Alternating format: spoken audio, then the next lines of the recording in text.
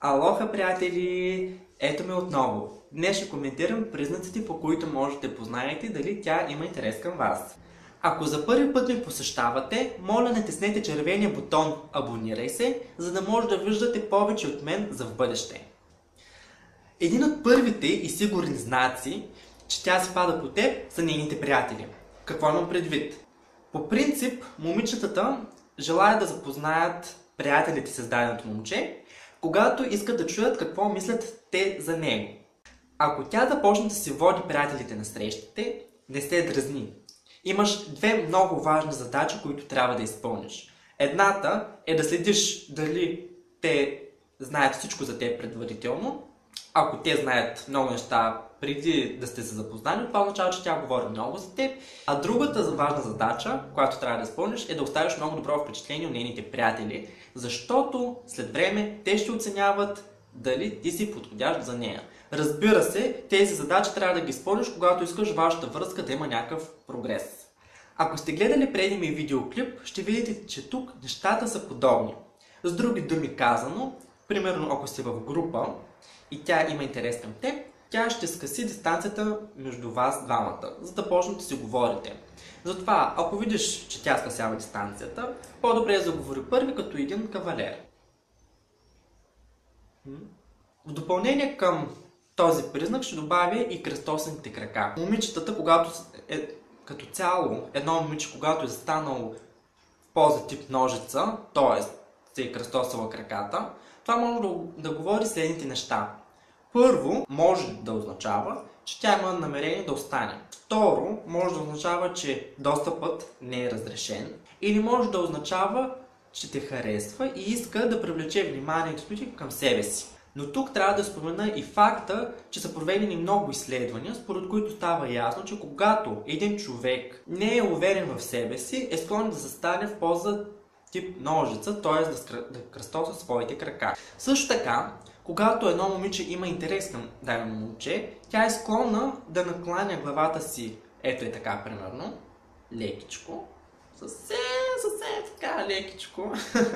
Съответно, ако има дълга коса, в този момент да започне да си играе с косата, примерно е така, или да си върти така пръста в косата, с цел да привлече вниманието ти към себе си. Когато едно момиче има интерес към дадено момче, в един разговор ти трябва да следиш нейната позиция на тялото. Тоест, ако тя е застанала така напред с тялото, корпуса гледа към тебе, това означава, че тя има интерес към теб. Но, ако тя е застанала, примерно, ето е така, нали, тялото гледа някъде в друга посока и, примерно, може да си чопли ногтите, може да си ровичка в телефона, т.е. много вниманието да не е към тебе. Това означава, не си интересен и по-добре се откажи или ти заговори някой друг път, или аз не знам, но в повечето случаи означава по-добре се откажи. Друг сигурен признак, че тя се пада по теб е когато започне да иска съвети. Ако тя започне да ти иска често приятелски съвети или да се допитва до теб как да разреши даден житейски проблем, в който е попаднала, или те е превърнала буквално в момче за всичко. Примерно, може ли да дойдеш да ме посрещнеш или си откъде? Може ли да дойдеш с мен до магазина, да си купя дрехи? Искаш ли да дойдеш с мен до киното, да гледаме някой филм?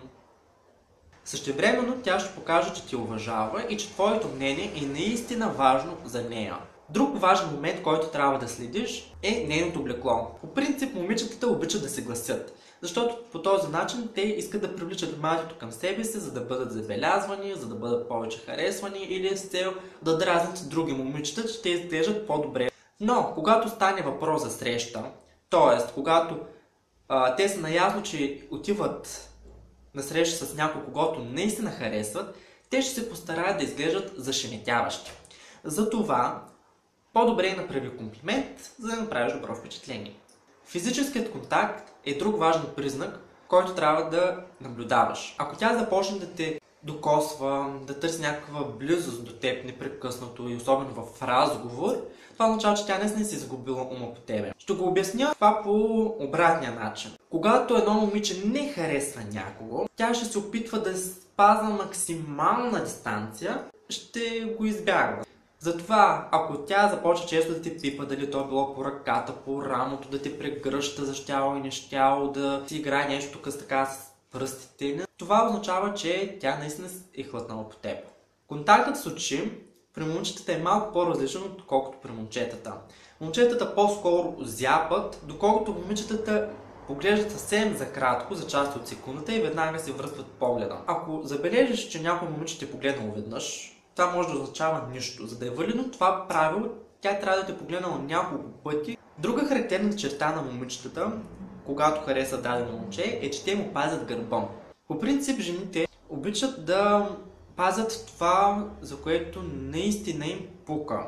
Затова може да си сигурен, че ако някой говори нещо лошо за теб, тя винаги ще ти пази гърба. Примерно, ако те момичета са в някакъв разговор и едната казва на другата: абе, ти, що си тръгнал с него, не го ли виждаш какъв е смотан, груб е, изобщо няма елементарно възпитание. Съответно, другата, ако хареса даденото момче, тя ще реагира: ти луда ли си, как може да говориш така за него, ти не виждаш ли, че той е мой приятел, аз го харесвам. Тя винаги ще го защити каквото и да казват другите. Дори да са истини, тя винаги ще го защити. Друг сигурен знак, че тя те харесва, е когато е винаги свободна. Тоест, ако тя винаги казва, че е свободна за срещата, която искаш да организираш, ако тя винаги е на разположение за теб, това означава, че тя наистина иска да бъде непрекъснато с теб. Елементарно. Съответно, когато даденото момиче винаги казва: няма време, или отменя срещите в последния момент,